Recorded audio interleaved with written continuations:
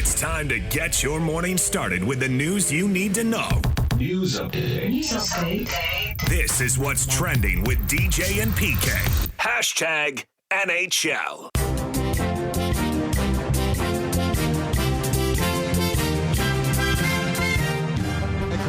Across the Bouchard into the neutral zone. Poked away. Here's Reinhart heading in. Gets around Ekholm in front of shot. He scores!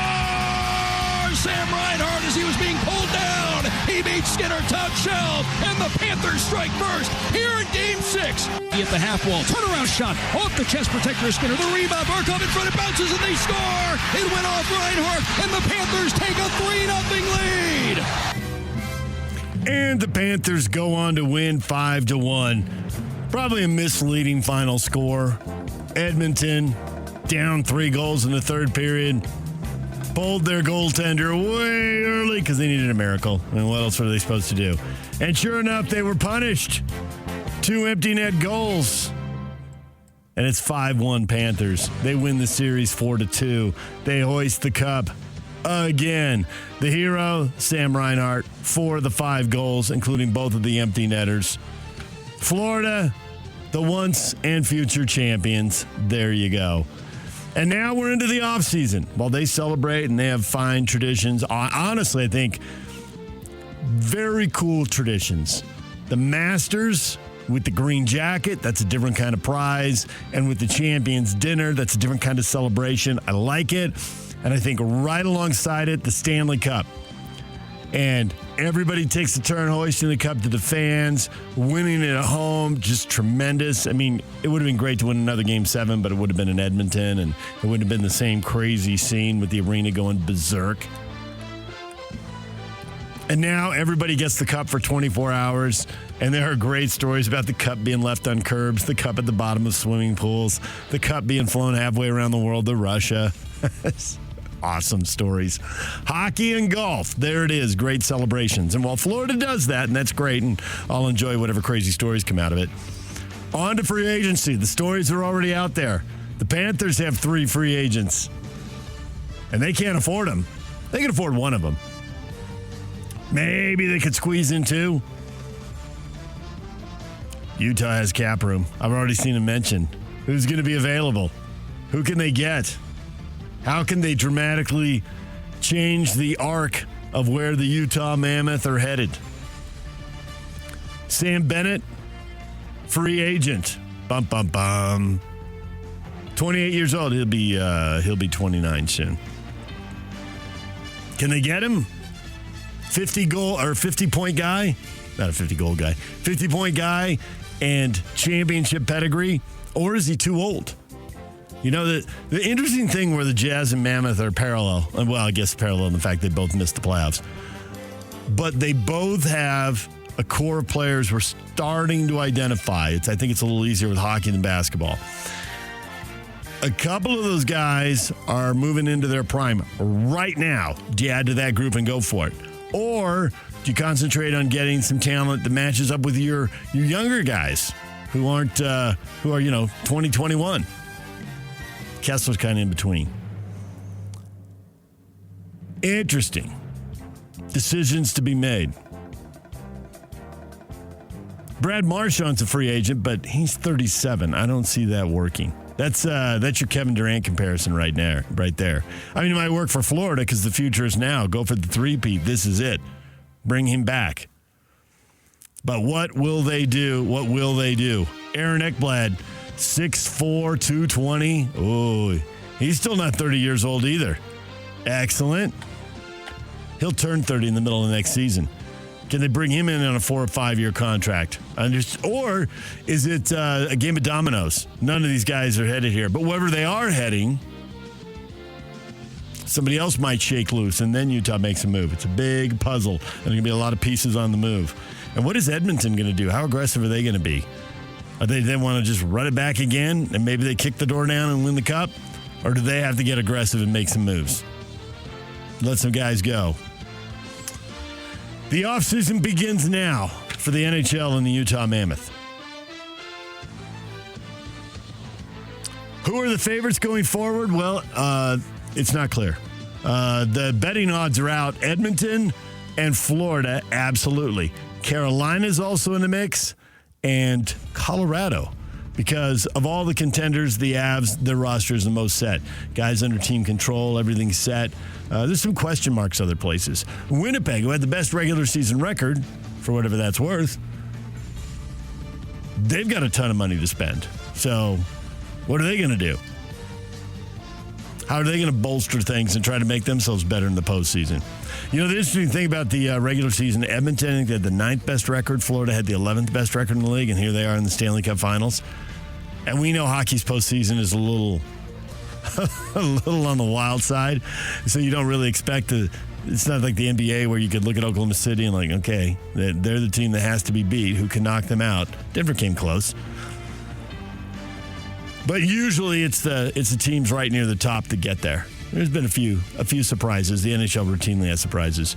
But, man, Florida, they were only 2 points in front of Calgary, who missed the playoffs. Florida on 98, Calgary on 96. Now, Calgary is in the West, and the West is deeper. So, all right, DJ and PK.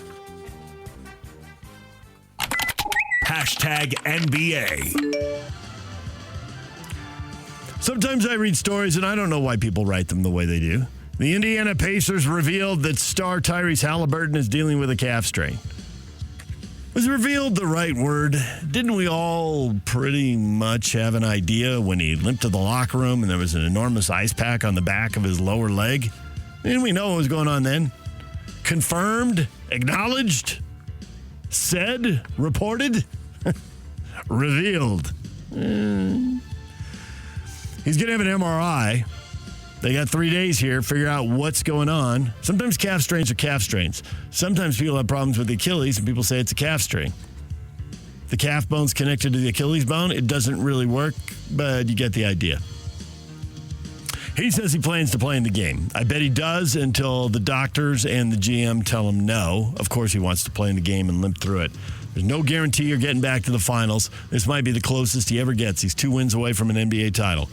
I'm not surprised when a really good player wants to play in this situation. Doesn't mean it's a good idea, but somebody has to be the grown-up in the room and stop him if he's about to damage his body even more. I don't see how they can win without him. When they've won, he's been brilliant down the stretch. But are they really without him anyway? 4 points, 6 rebounds, 7 assists? That's not really Tyrese Haliburton. Even the people in that athletic poll voted that he was the most overrated star in the game. Even they would acknowledge that's not him. He's better than that. Trades leading up to the draft. It's 1 week from today. First round, 1 week from tonight. Pacers made a trade with the Pelicans. Indiana sends their 23rd pick in the NBA draft to New Orleans to reacquire their own first-round pick in next year's draft. The deal frees up $3.2 million in cap space for Indiana as they try to retain their core, while also appearing as a move that could allow New Orleans to move up in the draft order with 2 first-round picks next week. We talk about first-round draft picks. We know they're not all the same, but every story that's written, oh, they got this many first-round draft picks. Right. Well, tell me, where is it? Top 10, middle 10, last 10? And you can look at a draft order for any year. Look at this year, look at last year, or whatever. And you can see, especially under this new collective bargaining agreement, if they think the first-round pick is in the last third or even the last half of the draft, that pick probably gets traded. Some of those picks have been traded 3 or 4 times. There's value there, and there are players there, but, man, it really is needle in a haystack time. And that doesn't mean that you can't find Jimmy Butler with the last pick of the first round or Rudy Gobert at 27th. We can go through a whole list of guys. Man, once you get past the middle of the first round, it's pretty dicey. A lot of those guys just can't do it. I hesitate to even refer to them as busts. If most of the guys in that area can't do it, then are they busts? Or are those picks just not worth as much? And the way they get traded, yeah, they're not worth as much. Game 6, tomorrow night. Oklahoma City will try to wrap it up. They want no part of Game 7. I'm sure the Thunder fans would rather they win it at home. Too bad they gave away that game earlier. They could have. But they'll try to wrap it up in Indiana. DJ and PK. Hashtag NFL. Baltimore Ravens quarterback Lamar Jackson said he is still not over the loss to the Buffalo Bills 5 months ago, saying, I don't think I get over any losses, to be honest. I got losses from youth football that still haunt me. He added that the mindset for Baltimore is to get revenge, adding, we're going to bounce back, and when we come back, I feel like we're going to have vengeance on our mind. I like it. If I were a Ravens fan, that's exactly the sentiment I want. Bothers you 5 months later? Good. I can remember playoff losses when I was a kid and at the height of my fandom. Charger playoff losses, did they bother me 5 months later? Yes, they did. If they bother me, they might as well bother you. It's exactly what I want to hear. Now, this did crack me up. I got losses from youth football that still haunt me. Dude. You're not wired right. Holy cow. Yak, do you have losses from youth football that still haunt you? No, I have some from high school that I think about. Well, all right, now that's a fine line because youth sports and high school sports, we do have different lingo, but you were a youth nonetheless. Yeah, I'm with you. I don't have losses from elementary and junior high. Yeah, kind of what he's referring to is like peewee football. Like, yeah, I don't have those. I have a loss from the summer. What summer would it have been? I can't even remember. It was either between 9th and 10th or 10th and 11th grade. I think it was somewhere between 10th and 11th grade. And we were in a summer league, and we pulled a couple playoff upsets in the summer playoff, and if we won one more game, we were in the final, which would have been before a Clipper preseason game in San Diego. Yeah, I'm that old. San Diego Clippers, thank you. And we choked like dogs. We literally beat a better team and then lost to a lesser team. Wacky. Could have played in the sports arena. I mean, sure, I would have played 2 minutes of garbage time, but what do I care? Would have been 2 minutes. Let's go. We blew it. And we should have at least competed. We got run off the court by 20. It was terrible.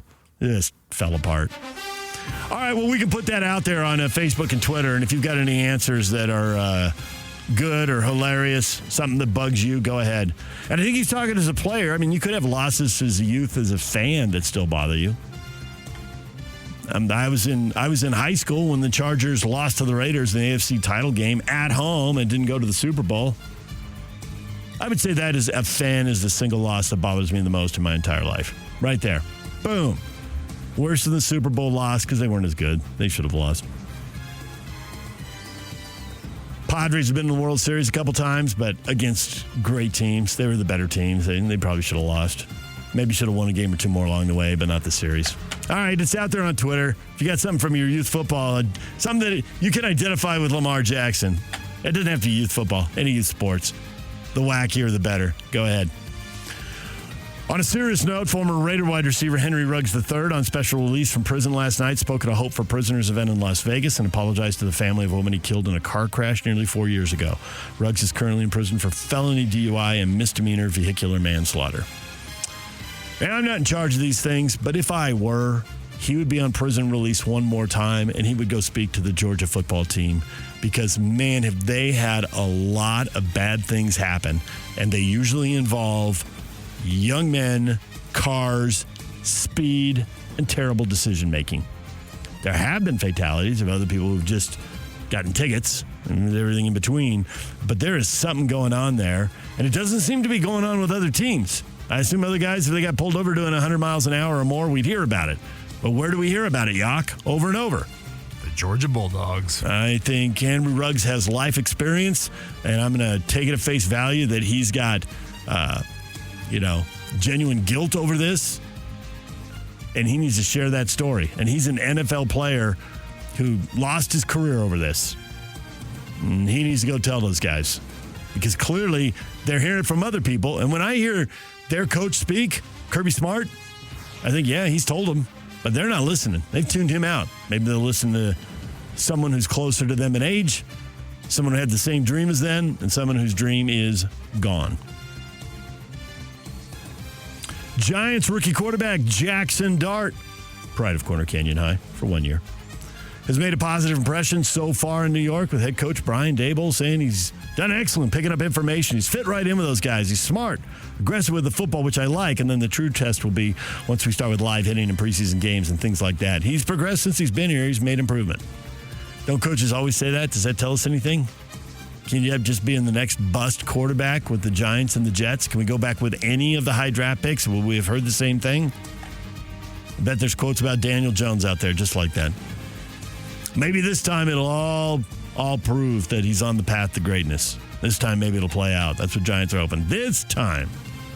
Olympic 100-meter champ Noah Lyles has canceled his much-anticipated showdown against Dolphins wide receiver Tyreek Hill. Lyons said the plans were to hold the 50-yard race against Hill this weekend in New York's Times Square after Hill had issued a challenge to Lyles following his win at the Paris Games. But Lyles said it's off due to, quote, complications, personal reasons that it just didn't come to pass, close quote. What does that mean? So he's got a wedding to go to? Birth of a child? What's the story? Not enough money on the line? Times Square, I assume they're going to run downhill, right?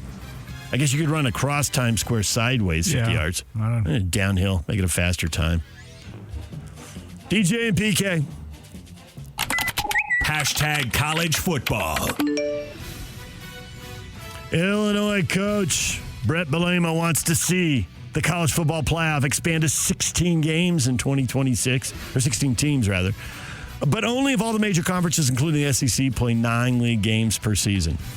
And in a related story, reports say the college football playoff, the future format, has been taken back to the drawing board with conference commissioners, particularly the Power Four, unable to come to a compromise on the format. Which just means the Big Ten and the SEC can't figure it out. Because if they agree, I don't think what anybody else thinks matters. Well, that's the thing is they actually have the controlly power to make it happen. So they do. Just the Power Four can't agree. I mean, maybe the Big 12 and the ACC are on different sides of some of these issues. 12, 14, or 16 teams, more automatic qualifiers or not. They want to create playing games to the playoff, more TV revenue, more games. Well, some people do. And some people want to play 8 games, not 9 in the regular season. Some people want a selection committee. I always feel like the NCAA got a little bit of a bad rap. Okay, yes, the NCAA made bad decisions and with toothless enforcement and all that.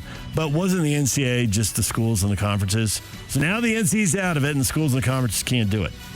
They're struggling to do it here. And they're going to try to cap wages. And I read another story last night. No chance. That the NIL, we're briefly out of the Wild West, but let me just underline the word briefly. Briefly. I was reading a story about legal challenges. Apparently the line of lawyers waiting to challenge this, they're all just trying to find a player who gets their deal capped, who thinks they should have gotten more. Everybody find a player in the SEC because they all want to pay more. Everybody find somebody at Ohio State because the number is going to be lower than what they're already paying for the roster. Everybody finds somebody at BYU or Texas Tech because they got deep pockets. It's just lawyers sprinting everywhere trying to line up the next case. Hey, Vanderbilt quarterback Diego Pavia proclaimed that the Commodores are going to make noise this season, saying on the Bussin' with the Boys podcast, Vanderbilt's going to run Tennessee after this year. Like, this is going to be the new staple of college football. It's going to happen here at Vanderbilt. He also proclaimed his belief that Vanderbilt can win at a high level, saying we've got the guys to do it. We got the firepower. We got the depth. We got the defense. We got the offense. We'd be selling ourselves short if I was to sit here and tell you we don't have faith to go win the national championship. Well, I hope they do it because that'd be a story and that'd be different. College football history says there is no chance you do that. It has been hard for Vanderbilt to get to 6 wins. However, maybe all that history rested on the fact that they were in a league where people routinely cheated and they didn't want to do it. And now it's not cheating. So maybe, just maybe, the change in the rules has freed up Vanderbilt football. I would love to see it. I loved seeing Indiana last year. And it turned out they were team, I don't know what they were. If they were team 20 or team 15 or team 11. Who knows? They got worked when they got to the playoffs. But I love seeing the run. I love seeing a fresh face in the mix. I get tired of seeing the same teams all the time. I think it's because I grew up with underdogs. I like underdogs. I like lost causes. I rooted for lost causes. DJ and PK. Hashtag Major League Baseball. Seattle Mariners star Cal Raleigh made Major League Baseball history. 8-0 shutout of the Red Sox. He had a grand slam. 6 ribbies, stole a base, out-hit the entire Boston roster while catching a shutout. Is that a combination that's ever been done? Since 1920, when RBIs became an official stat, has never been accomplished in a single game. He's also got it's an odd collection of things there, but yeah, and he's also got an MLB best 27 home runs now, which is catchers aren't typically leading the league in home. Well, what happens when a catcher hits like this is he ends up not being a catcher. Well, that's because catching breaks down your body and it takes away the bat, and there are exceptions, right? Carlton Fisk caught for a long time. Mike Piazza caught for a long time, right? Ivan Pudge Rodriguez. But I think a lot of guys who could have caught end up moving to first base. They end up moving to left field. They end up now DHing. Case in point, Bryce Harper. That's exactly what I was going to go to. Yeah. PK literally watched Bryce Harper as a catcher when he was 12. Yeah. Can't have squatting down there and getting run over at home, but no, we're not doing that. And now with the DH rule across both leagues, those guys who have power bat, you become a DH. It's, I guess the surprising part, and must say how good a catcher he is that he has remained a catcher for this long. That this wasn't identified earlier, and at the age of 16, 18, 20, whatever. How old is he? Ballpark it. I want to say like 26, 27. Yeah, okay. Houston hit 5 home runs. Cam Smith had 2 of them. They blow out the Athletics 13-3. It was off by 1. He's 28. He's 28, okay. The Dodgers, who are in a tough stretch in the schedule, they're missing a lot of starting pitching. Their bullpen is exhausted. 3 straight bullpen games. They beat the Padres 8-6. The Dodgers are in a stretch where they played a 3-game series with the Padres, then a 3-game series with the Giants, and now 4 with the Padres. 10 straight games against the 2 teams chasing that division. They've gone 6-2 with a ton of injuries. Can they get some healthy pitchers? Some.